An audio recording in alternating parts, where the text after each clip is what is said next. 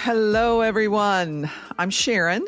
Tracey is still out on hiatus, but this is Feet of Clay, Confessions of the Cult Sisters. Although I guess it's singular today, sister. So yeah, wow, everyone. It has been a long time since we've recorded an episode. I think it's like 3 months at least. And that was a lot longer than either Tracey or I anticipated when we said on the last one that it might be a little while.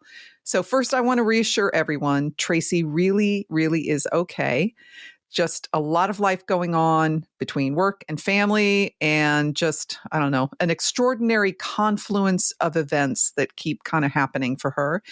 And I'm going to also add a shit ton of needless shit that she has to wade through because of the craziness of the Trump tariffs, on again, off again. Oh, all that insanity that makes me so proud to be an American right now. But I should not go down that political rabbit hole. Nope. I'm happy to say that just a few hours ago, Tracey sent me a message to read to you all. And here it is. I can't really do Tracey's voice, and I'm not going to do the AI thing. So just imagine this is her, everyone. Hello. You know, she does say it that way. Quote, this is from Tracey. I am traveling this weekend for work and to be with one of our mutual friends, Sharon and mine. I'm actually at dinner during this recording, and I'm so sorry to miss all the fun with our wonderful, funny, and also wise cult brothers. Oops, spoiler. Wait a second. Tracey's telling you something I haven't told you. Yes, there are guests. They're coming soon. Okay, back to Tracey's message. As Sharon will say, we are taking a break, an extended break. I honestly didn't plan to take such a long break, as I could have never foreseen how much life would come rolling at me over these last months.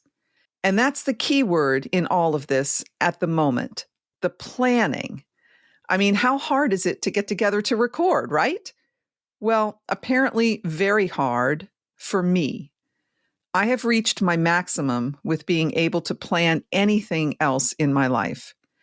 My work and personal life have taken up all my emotional bandwidth right now, and I can't successfully plan another goddamn thing. Boy, listen to Tracey curse, will you? And Sharon, being a planner, well, you can imagine this has been especially frustrating for her. So many apologies. Tracey, I love you. I don't even know if you'll have time to listen to this, but it's all good. It's all good, girl. Back to Tracey's message. And all the stuff that's taking up my bandwidth is not at all bad. There are so many good things going on as well. I have multiple big and important milestones in my family that we are planning and celebrating throughout these months, which are bringing our extended family together. That has been great, but also has an emotional component for me. When Sharon and I started this podcast journey, I didn't expect that so much of our story was, quote, the playbook for so many children like mine, growing up in high control and authoritarian households, and just how damaging that was during those precious formative years of childhood. That is a pain that I carry deeply as I see that impact rear its head in current dynamics. And I'm still effing learning. Tracey, come on, just say fuck. Just say fuck. And I'm still effing learning how to navigate as a divorced family through these times with an ex who is still in the very cult world that caused and is causing harm. I will definitely have more to say on all of this when I get to a calmer life space. Yes, work has been very demanding for all the reasons that you hear about in the news, but I am okay, doing okay, and doing my best to keep myself from becoming overwhelmed. So the pod has to take a back seat for now. I want to be back, but I don't know when I can plan to be back. In the meantime, Sharon and our dear cult brothers got you. Sending all my love, Tracey. Okay, so I can't not say it now. Welcome, Troy and Brian from I Was a Teenage Fundamentalist. Thank you. We're feeling very welcomed. I was slightly concerned about the fact that you said that Tracey was on hiatus. I believe the proper word is furlough, but that's okay. We'll go with hiatus because it's from ministry. Does it mean something different in Aussie? No, it's just that the missionaries, and hi, by the way, but no, it just means that where Brian's coming from is that missionaries go on furlough, right? When they return from the mission field and go back to their home country, they go on furlough, and I think that's what Brian was implying. Because that's what they do. Yeah, she's totally a missionary. That's what they do. Yeah. You're right. Absolutely. You're right. I missed the reference. Well, that's okay. It's been a long time since you were in a cult. And generally when you're leading a cult, you don't use those terms. And obviously you were a cult leader, Sharon. Well, I was a leader within a cult. That's a little bit different than being a... Stop backing away. Yeah, a leader within a cult. Cult leader. Jeez. Yeah. But you were a leader by marriage because you were in a complementarian or, misogynistic group. So you were only a leader by marriage. But you went to all the meetings or most of the meetings and you were there still complimenting your ex. So, you're a cult leader by marriage. I was. 100%. Yes. And I think also in my own right, but I had to have that covering of marriage for it to be able to be expressed now, didn't I? Well, so that's the way it should be. Fuck you, Brian. All right. So for our listeners, people can't see, but she's got a hat on and that's why she's allowed to talk. Well, she's not teaching us anything, so that's okay too. Then it's okay. Oh my God. All right. Well, so for listeners, when Tracey and I decided, hey, we have to make it official that we are going to be on break for the remainder of 2025. Hopefully, she can get re-energized and get some breathing space again, and we'll be back because we do have a lot to talk about. We still have a lot of the last Days Ministries story to tell. But when I realized this is what we're going to do, I was talking with you guys and said, hey, would you come on and help to do this kind of temporary pause episode? Because actually, you guys really are the reason this podcast exists at all, really. I don't know about that. I know what you're saying, but I think the reason why this podcast exists is the same reason we have Christmas, because Jesus is the reason. Let's be real, okay? And also there may be a bearded man from the 70s who also may be the reason for your season. But I know what you're saying, and thank you. Yes, we did try to inspire you to start your pod because we just thought, wow, what great stories and what great voices as well. Both you and Tracey have, it's just perfect for a pod. Oh, well, thank you. It's a beautiful thing. Hey, we are here together for the first time in a while. We haven't really chatted on screen for quite a few months now. Was it late last year that we had you guys on the pod? I can't remember. Bros and hoes. We were bros and hoes and Kentucky Fried Chickening all over the place. Yes. It's a beautiful thing. Yes. Yeah, we have a Kentucky. I think I might have mentioned this before. We have a Kentucky embassy just up near my house. And so often when I drive past it, I think, that's where Tracey lives. And then Sharon says, nobody lives in Kentucky. It's like, nobody lives in fucking Kentucky. Live in Kentucky. There's people none of in us. Kentucky. None of us do. But hey, I wanted to ask you guys a few questions, if that's okay. And why wouldn't it be okay? This is my pod after all, and you're the fucking guests on my fucking pod. So I'm asking the questions. Did you hear that? Did you hear that, Tracey? It's her pod now. Did you hear that? Well, I didn't quite mean it that way. Lawyer up, Tracey, lawyer up. All right. So I'm wondering, in all the different things you guys have heard Tracey and I talk about so far, has any of it been surprising to you? Oh, look, One thing never surprises us, particularly after a while of doing the pod ourselves, is just how many people connect with what we're saying. And I think this was something that Tracey said in what you read out before, is you start doing this and you go, a few people listen, a few people have similar circumstances or experiences, and then you just get all these people going, fuck, this was my life. I thought I was alone. I thought I was the only person that experienced this head fuckery, but I wasn't. And you create this community, and I don't think you can never appreciate fully just how powerful that community is that you create. What does surprise me, I think, and particularly what's happened with you guys, is that you start telling the stories, and then all of a sudden you'll have events coming up in the media which definitely becomes a bit of a shock. And, listeners to your pod would know some of the things that have happened, particularly the connections around second chapter of Acts and the Keith cult, and, how all of those things have hit the media and what has happened. Those things are happening. That they were happening when we were all part of the gang, but these things come up that were happening 30, 35, 40 years ago, and you think, fuck, how did I not see that? How did I not see these things that were happening that were so incredibly immoral? And I think for me, you sort of feel, I know, you're slightly responsible, because just like, well, what could I have done to know more about what was happening? But then realistically, that it wasn't out in the open. Unless even those people that were the closest to those people didn't know it was happening, potentially. Maybe they did. So I guess it's all that stuff that piles on, and you go, what could I have done to stop it? But in the end, you've just got to go, there probably wasn't anything I could have done. How about you, Troy? Well, I just was thinking that's a no from Brian. Nothing surprised him. And I don't think anything surprised me either, but that doesn't mean, that I don't tune into your pod going, what are they going to tell me now? What's going on? I think what was interesting, of course, and most recent, of course, is the second chapter of Acts scandal. What's his name? Grayson, Steve? Steve Grayson, the husband of Nellie, one of the sisters in second chapter of Acts. Yeah. But I'll call him Grayson Steve.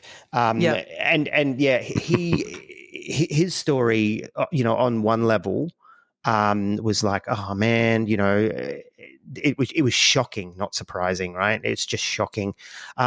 But also, I think the thing that resonated, it's funny because, I know it's a big, pedophile scandal and everything, but the thing that actually resonated the most with me, which is probably lucky that it wasn't the pedophile scandal that resonated the most with me, what resonated the most with me was that he was exploiting his employees.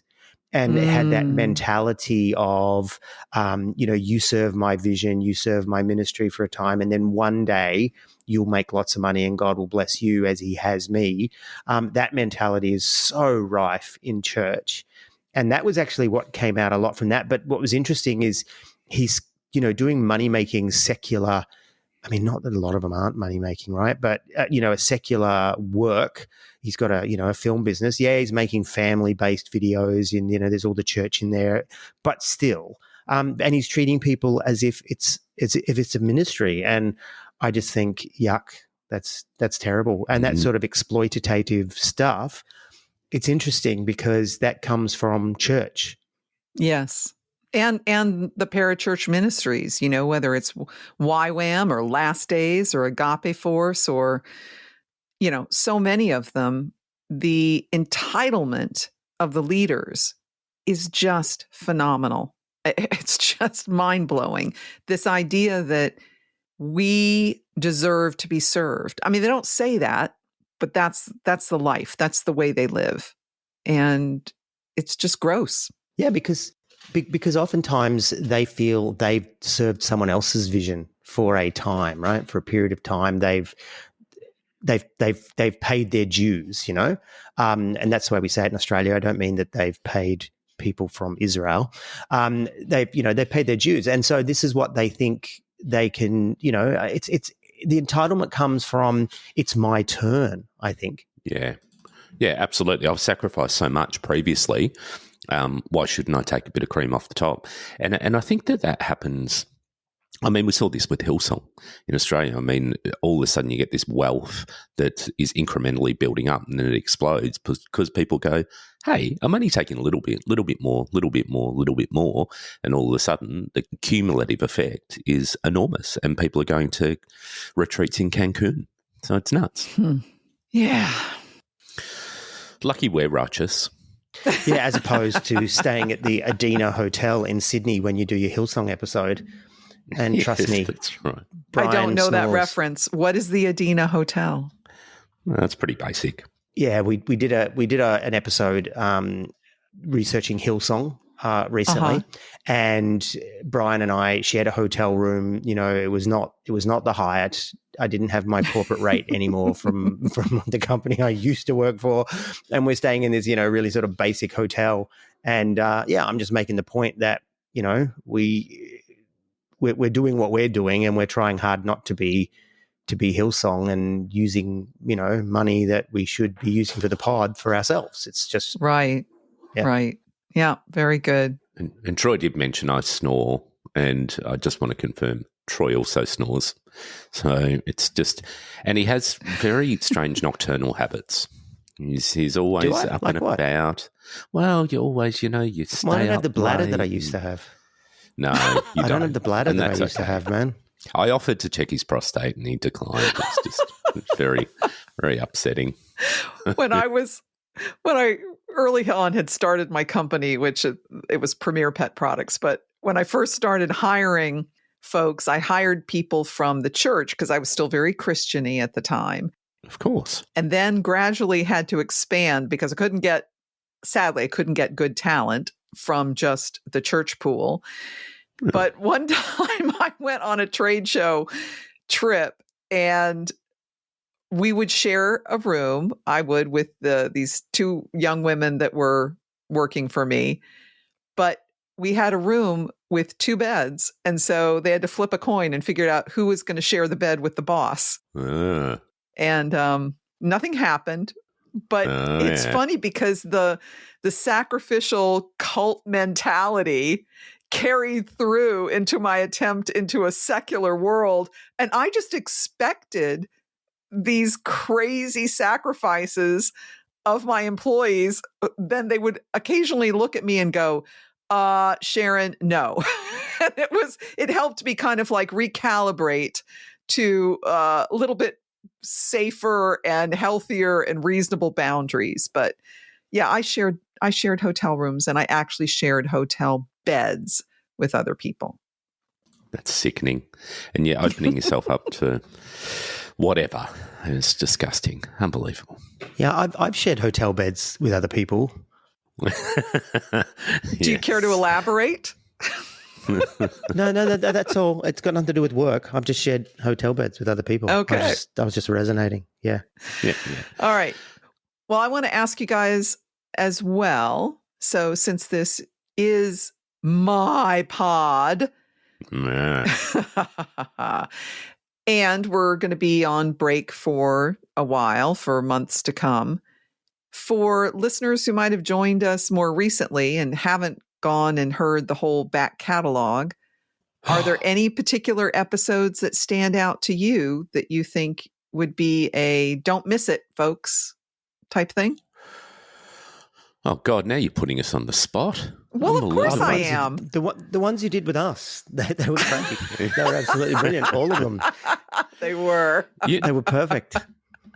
You know what the thing is? I don't remember our episodes, let alone other people's episodes. So it does make it very difficult. Well, you know what's really good? He's typing away right now. I can see he's bringing up your pod episode list. No, don't. You know what I just want to say is that is actually really healthy. I'm really happy to hear that because otherwise it's like, what kind of fucking hubris do I have to think that you guys would remember that some episode of some topic was so life-changing and so incredible that it just stuck with you? So everybody, let's not take it too seriously. Look, to be fair, before we hopped on, Troy and I had a chat and we said, look, let's keep an eye on Sharon's hubris, and we'll see exactly what's going to come of this. But I used to listen to our podcast because quite often, I'm sure, like you guys, you would record ahead of time, and quite often you might have 4 or 6 weeks ahead. So you record it, you're part of it, you're obviously part of the conversation. So then I'd listen to it to go, how did that come out? I haven't listened to us for probably a year, and I don't know. It pops up in my feed, and I go, I'm not going to listen, and not because I don't want to hear how it came out. I know it came out well, and the conversation will connect. But I don't go back and listen to it. It's really, I don't know why. I haven't been listening to as much of. Even I used to listen to a lot of Bart Ehrman. I nearly said Every Day with Jesus, misquoting Jesus, not the Selwyn Hughes Every Day with Jesus. So I used to listen to that a lot, but I sort of backed away from it a bit, and I've been listening to a lot of history podcasts. So history podcasts have always been my favourite.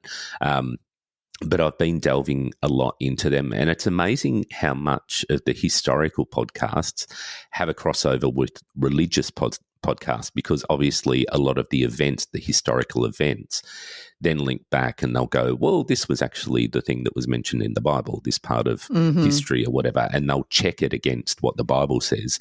And that's about as close as I've got to a lot of religious podcasts. I wasn't listening to you guys up until you took your break. I need you to know that.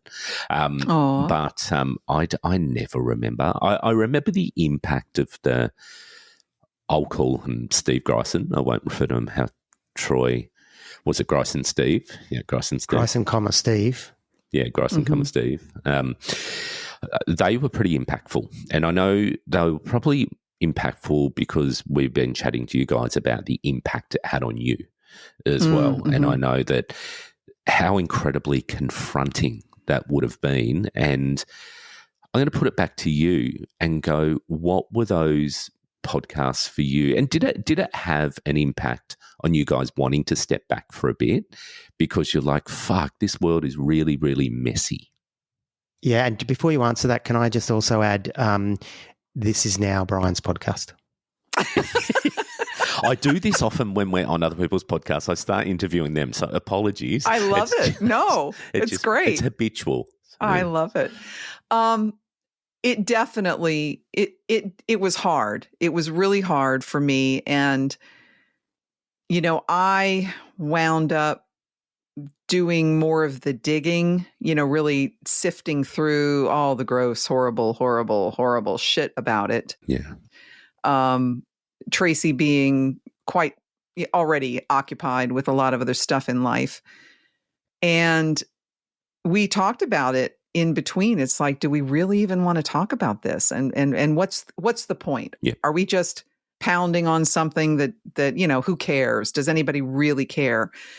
And we have one more episode about it all. Yeah. Yet to come, which is kind of tying together the whole Jesus movement and how Jesus was the answer for everything, but clearly not. What? Yeah. He wasn't? I know, that's a shock. No. But he wasn't the answer for everything. He was the answer for the world today. For the world today. Without him, there's no other. Dear Andre Crouch, right? Jesus is the way. Yeah. Oh. Yeah. But the thing that has actually happened, the last episode we're going to do on that topic, I say the last, I mean, maybe if more victims come forward or something happens, so we'll have more, but the wrap up that we're going to do includes, frankly, some speculation about what else happened within that family, within that dynamic. When I say family, I mean the extended family. Yeah. What other shit went down? There is a dead niece. Yeah. Let's just say that. There is a dead niece by her own hand. What kind of trauma leads up to that? Yeah.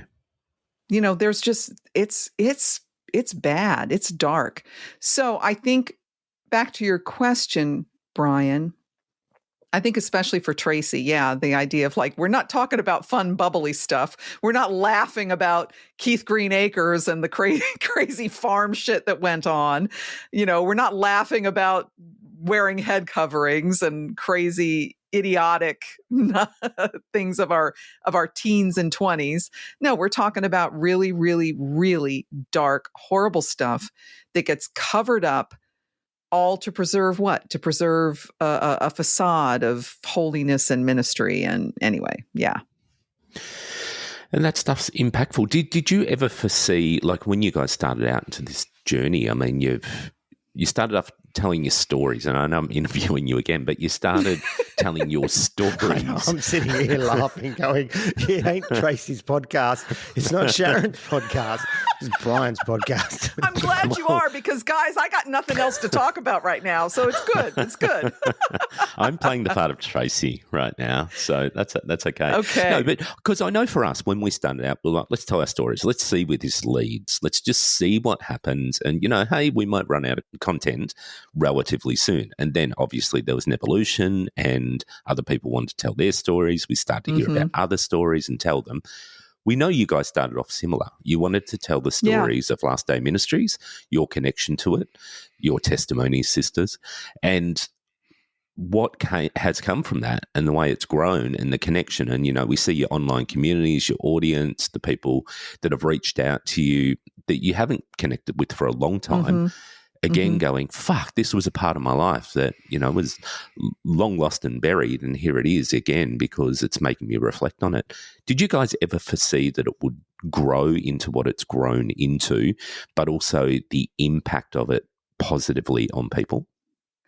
I think we believed it would have a positive impact on, honestly, we were primarily thinking about the folks that were either in Last Days Ministries with us or profoundly impacted by Keith Green and his music and his message. We believed that it would have an impact with that audience.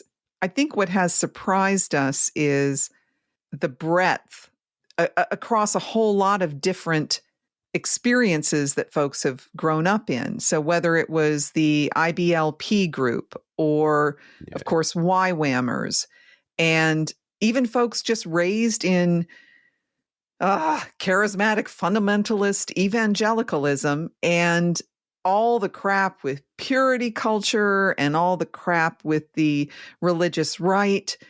So I think what it is that the trauma from these horrible, horrible beliefs and behaviors and how they damage individuals, it's the same basic hunk of putrid meat. It's just got different flavors of gravy on top. And so, it's really resonated with people from a lot of different backgrounds. The other thing that's interesting to me is we hear from listeners who have no religious background whatsoever, who have been amazed and shocked and like, really? That stuff, really people believe that and really people do that? And when I hear from someone like that who scratches their head and goes, how did you ever believe that? It helps me realize just how crazy it was. Yeah.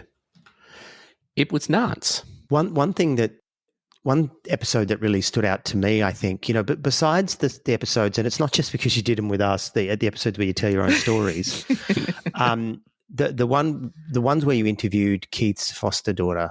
So looking here at the list, so Dawn, and we're Facebook friends now, by the way, Dawn and I, which is really cool. Good. That was really interesting because she's like a forgotten piece of that puzzle. And I think it's an important piece. And the fact that she's coming along going, it was damaging. Yeah, this is what it did to me. And it was like, and you were a foster daughter. You weren't even born into it. That's just a whole nother level.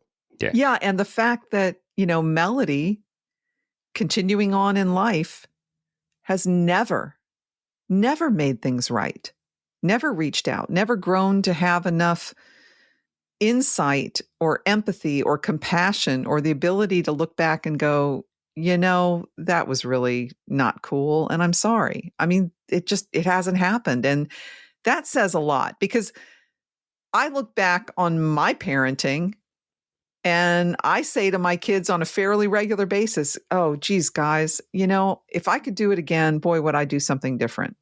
Yep.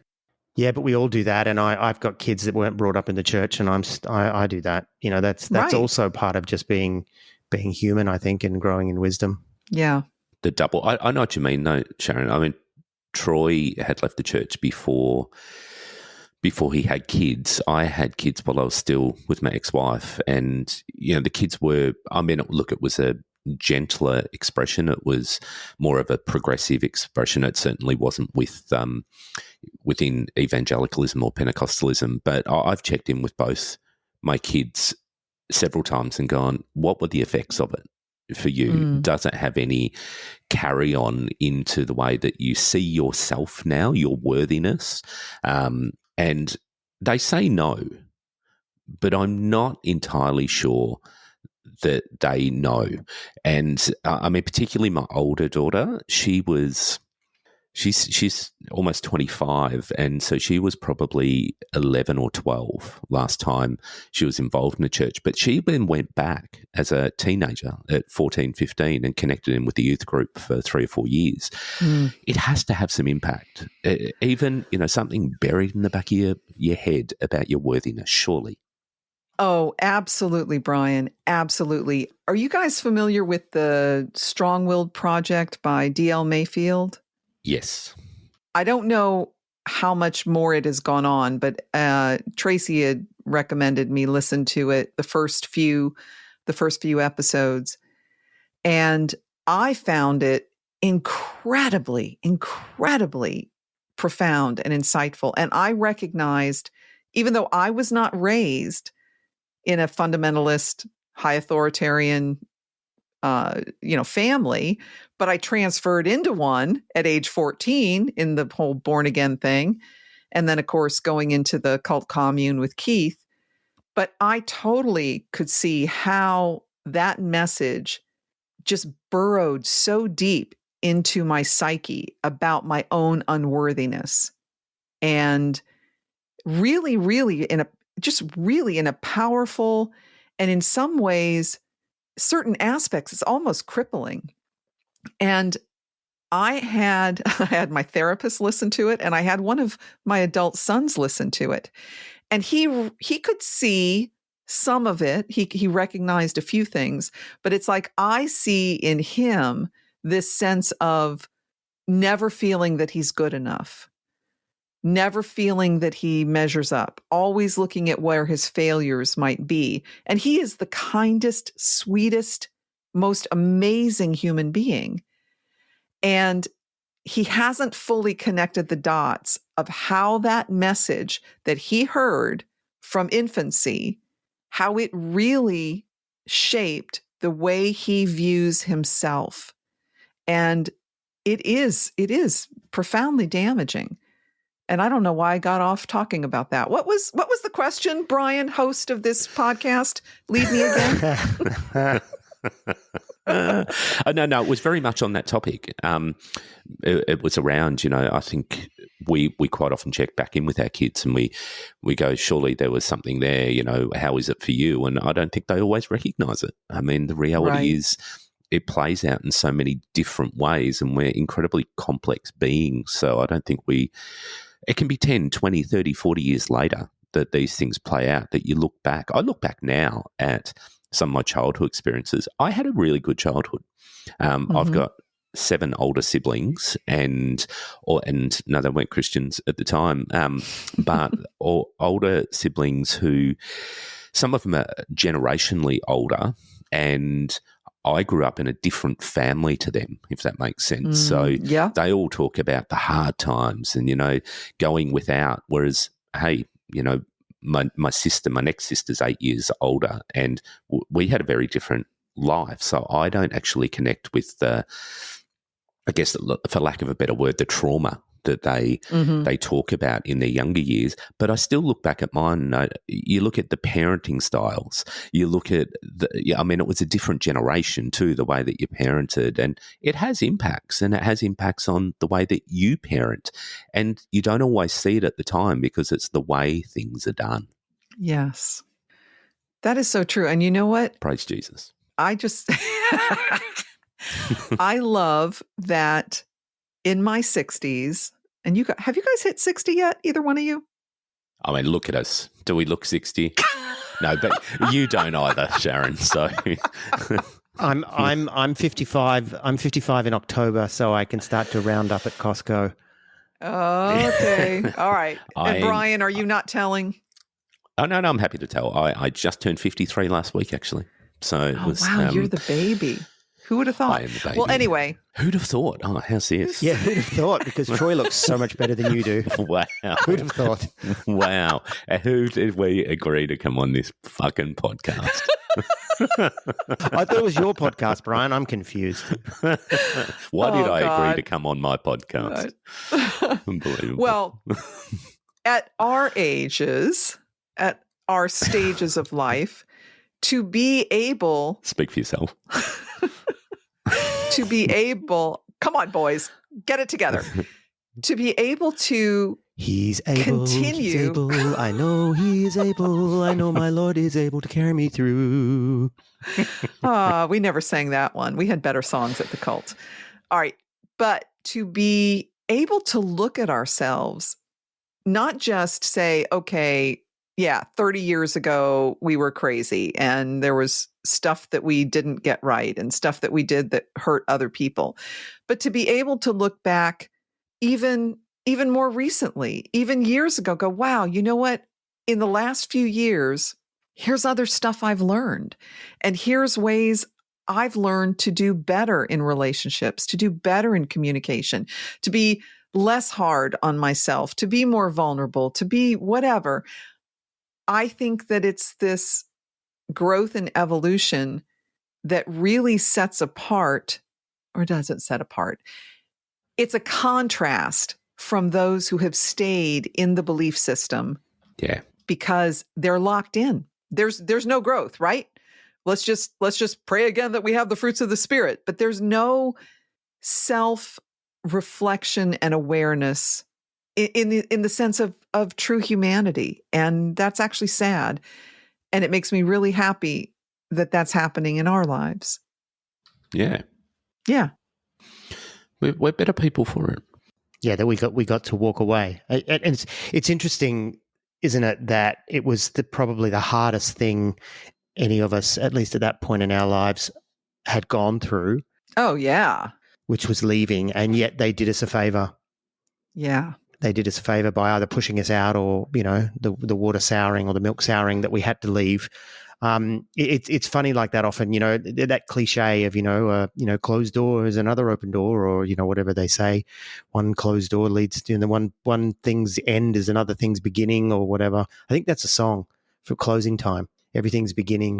Everything's ending is another thing's, closing time. Wait, closing time? That's about a bar. That's a bar. Yeah. Song. But everything, it talks about everything's ending is another thing's beginning.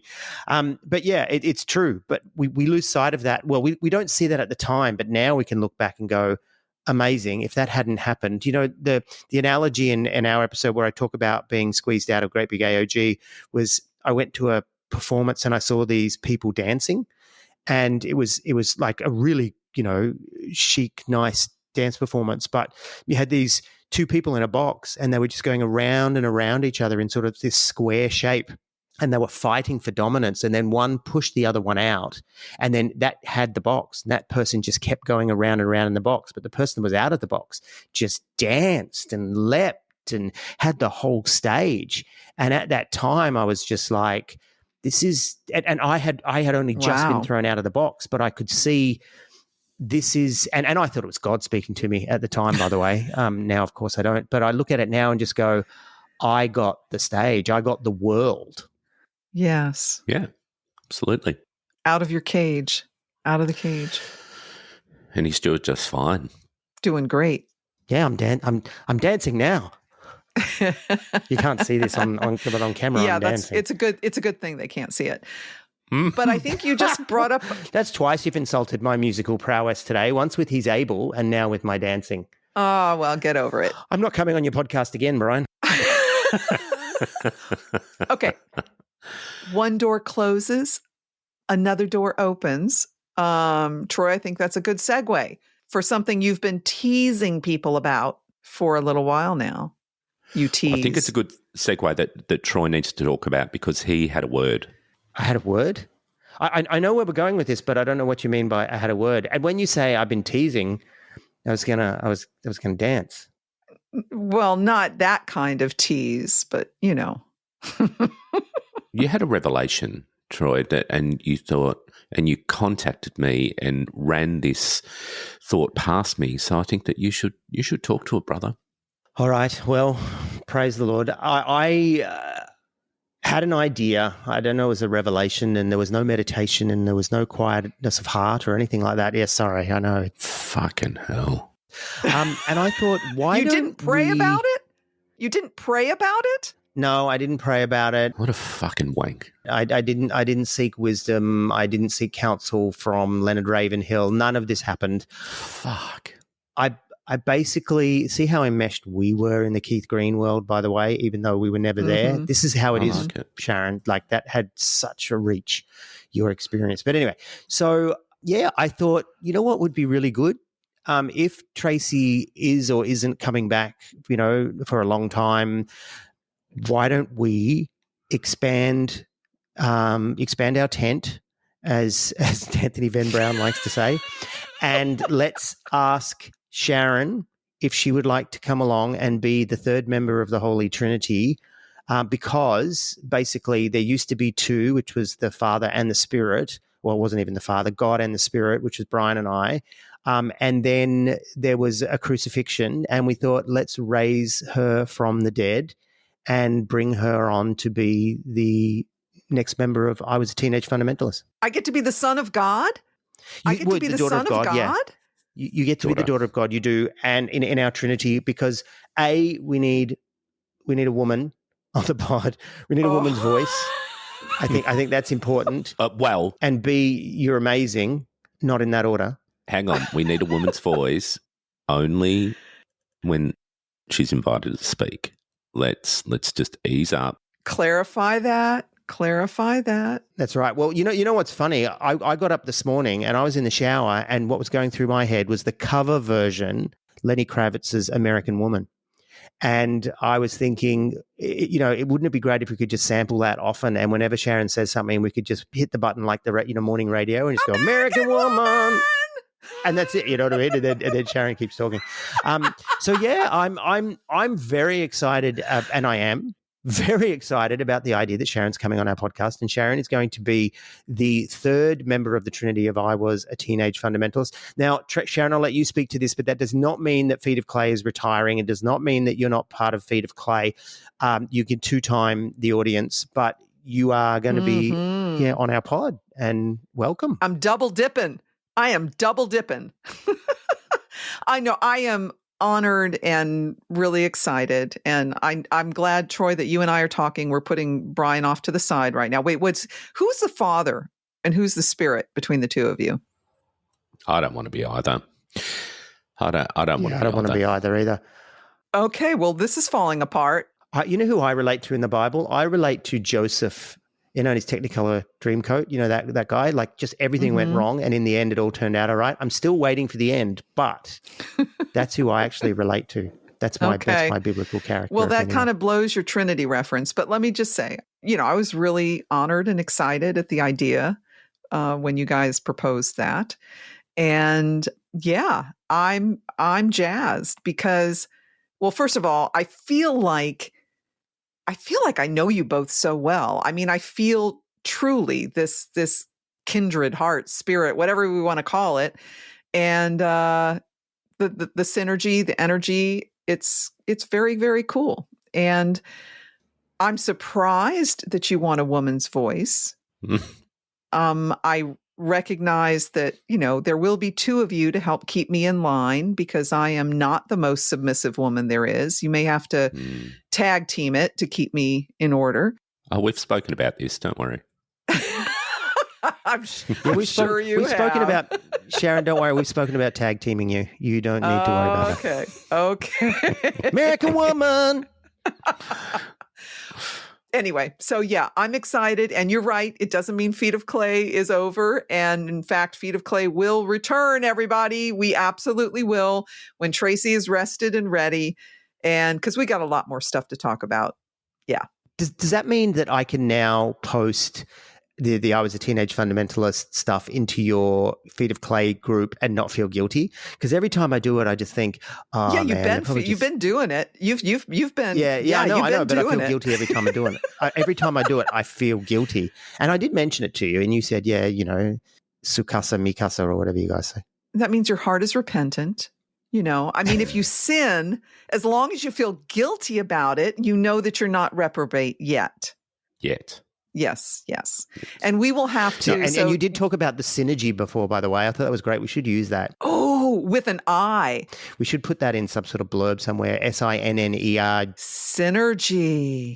Synergy. I think that's what we've got, the three of us. Yes. We've got synergy as the unholy trinity. And maybe we could refer to ourselves as the unholy trinity. I like it. I'd be okay with that.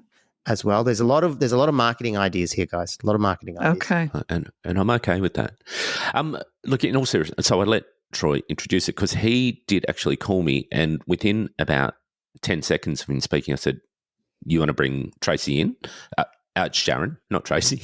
I said, yeah, but she's busy. Let's get Sharon instead. Yeah. No, I said, you want to bring Sharon in? I love it. Wait. I'm the second choice. I can go with that. Okay. Okay, time to fess up. We called Tracey and she said no. But good. No. So we said, is it Sharon? Do you want to come on our pod? And she said, nah. No.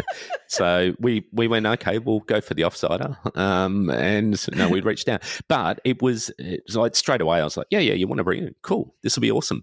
Because I do genuinely think, not just about the synergy, but the connection, but you've got so much to say still. And I think that, while Tracey is taking furlough, your ability to also open up some of those things that you want to and need to talk about. But I know that some of those things that we talk about on our pod, you will bring a different voice to, not just because you're a woman, but because the experience that you've had in life and also within Last Days Ministry and any of those other culty areas since, you will definitely bring, and you're based in the US, as Troy always says, that's where they grow. American woman.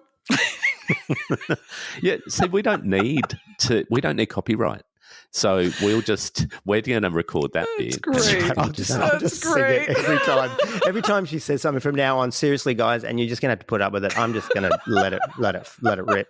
But that's right. It's because you're American and because you're a woman, and because you're old. No. It's all yes. You're just not us. And I think you're going to bring topic ideas. Like it's not just about you're going to come in and speak to our ideas. Like we're going to speak to your ideas. This is a trinity for sure. One, what is it? One essence, three personalities. Yeah. That's so good. Ice, water, and steam. Yes. Ice, water, and what? Steam. That's how people used to have this analogy of how does the Trinity work. Oh, steam. Yeah. I thought you said stame. What the hell is stame? That's steam with an Australian accent. Yeah, steam. Steam. Steam, motherfuckers. Steam. I actually thought it was stain, like a stain on your soul, a stain on your clothing. But Melody really did do that ice, water, and steam metaphor, analogy, whatever it is, in the Keith Green book. Yeah, and I remember reading that, and actually it was the audiobook that I heard it first, and just going, "Oh wow, yeah, that's a good one." So let's undo that and completely ruin it, and let's say we're doing it for the Dark Lord. Excellent. Yes. Excellent. I'm more than happy. Well, so now once this drops, you guys can make whatever announcements you want to make. Yeah? Yep. That'd be amazing. And so I want to make sure people know, go on over to the podcast. I Was a Teenage Fundamentalist. Follow it. You can go way back a couple years ago and listen to, if you haven't already, the episodes where Tracey talks, what was it? Was Keith Green a cult leader? And then mine was Keith Green arranged my teenage marriage. And they can get to know your voices there if they haven't already. I actually think we have a lot of crossover audience, and we see we see people in your online community and our online community that are similar. And I think that people do already experience that synergy that we have. And we get so many comments, actually, when we do an episode with you guys, whether we've been on your pod or you're on ours, or like this one, you're both on my pod, people often comment and say, you guys are just so awesome when you hang out and chat. Like, we feel like we're hanging out with a bunch of friends. Except for Tracey, they say, except for Tracey. So we were opportunistic and went, yeah, now, quick. It's going to make me sad that she's not American with us. woman. It's not true. It's going to make me sad that Tracey, I'm going to cry that you're not with us. Okay. I think it's brave of Tracey to step away for a bit and look after herself in what is crazy life busyness. And it's great for us because we get to steal you for a short time as well, and bring you into the tent, and you become part of the tent. There's another analogy of our Trinity. I love that. I want to request a special commemorative merchandise t-shirt. Easy. It needs to say synergy.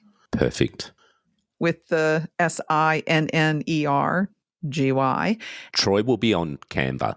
And then I think it should be like a with 3 little circles that connect with one another, and the symbol for ice, water, and steam. And in the center where they connect, like the Venn diagram, right? It's synergy. So not our avatars. Yeah. So Troy is looking. He's being very patronistic and going, okay, yeah, sure, that's a shit idea, but okay. No. No, you know what I was actually thinking? I was actually thinking this is what happens to me at work sometimes, is that people come to me and say, hey, I've got a great idea. And then they look at me because they know I'm the doer, and I'm just like, nah, that's not happening. But the t-shirt idea, sure, we can make that happen. Okay, I'll get my own graphic artist to do it. How about that? Unless you have one. Oh, well, yeah, we have one. It's called Canva AI. Canva. Yeah. Canva AI is pretty amazing. We use it for work as well, and it's amazing how much efficiency and time saving there is in it. There's a nice ad for Canva. AI scares me. We'll talk about that on another time. Well, you go and look at my LinkedIn. I'm an AI adoption specialist, so I'm gonna walk you into the. You are the tool of the devil. Tool of the devil. Totally. Did you? I don't know if Sharon was in the group before, because we've recently added Sharon into our chat group where we have people who are involved in the pod in the background, editors, admin, our socials people and all that. And Troy posted an AI modeling of him speaking. It wasn't him speaking, it was AI, and it was fucking incredible. Wow. No, I haven't seen that. There was only a couple of words in there that you're like, oh, yeah, that was a bit off. But all in all, 95% of that was like, fuck, I'm listening to Troy. That was amazing. That's what's terrifying. That's why AI bothers me so much. I've got a couple of friends, actually. I've got more than one. But one particular friend is in cybersecurity. And he said one of the biggest issues they're fighting at the moment is AI voice targeting CFOs of companies, and that is the way that they are actually getting money right now, is that they will use the CFO's voice to contact the CEO and get authorization to release funds and blah, blah, blah. So it is a enormous problem.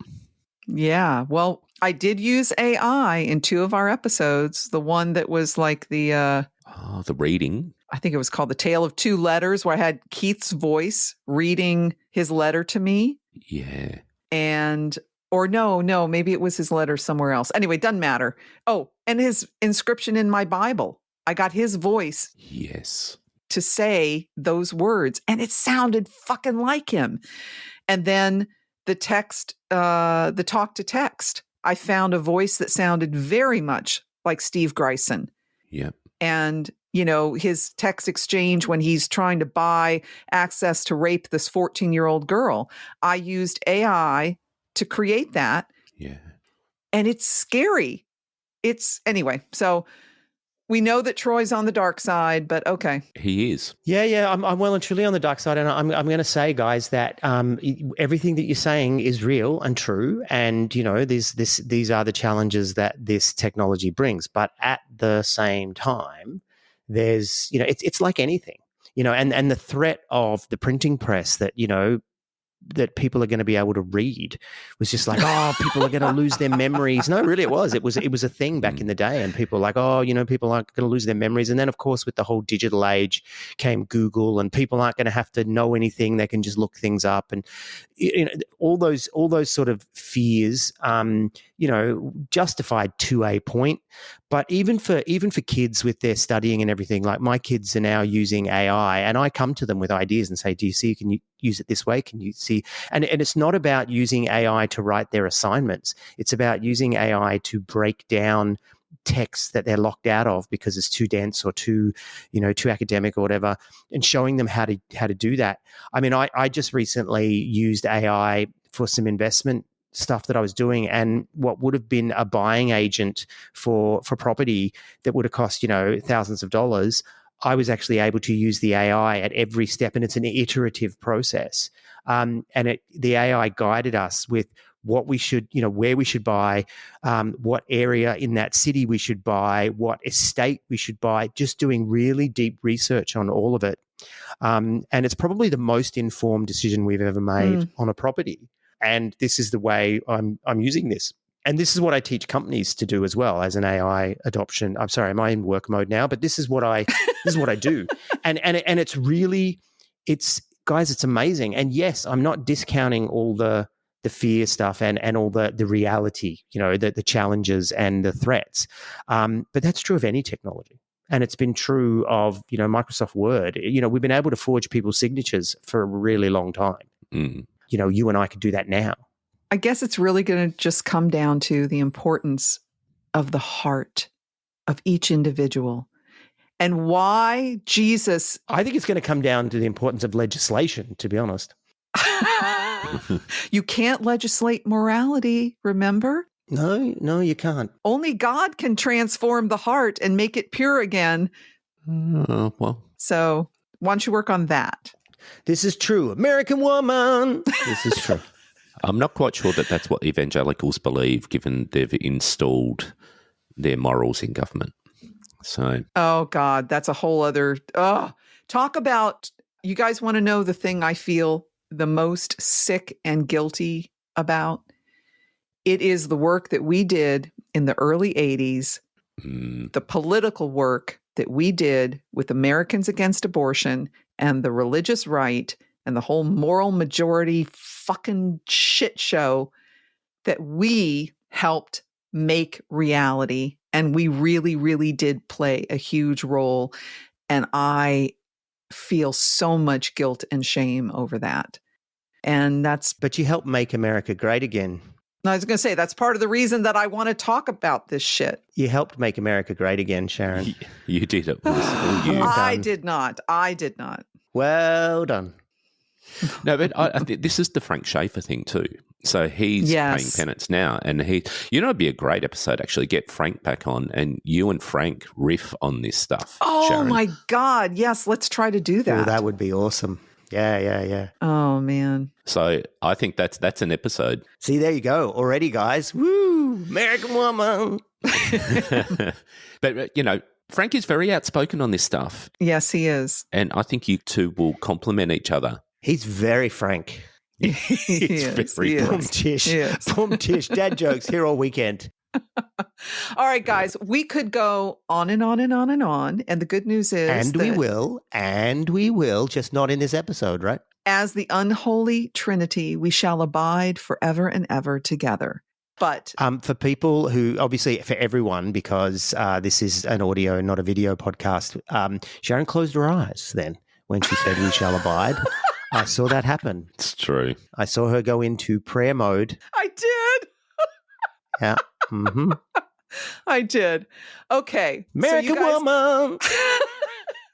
You guys can help me say goodbye to everybody. And on Feet of Clay, we'll see you sometime in 2026. Until then, Come and give a listen over at I Was a Teenage Fundament. I can't say, I better learn to say it. I was a teenage fundamentalist. What? Yeah, always in the gutter, Sharon. Always in the gutter. Fundamentalist. Oh, yeah. Yeah, That's a whole other thing. I like it. All right. I was a teenage fundamentalist. Can I just say that? I was. I enjoyed a good fondle when I was a teenager. A lot. Oh, dear. All right. Say goodbye, boys. Goodbye, boys. And girls. American woman.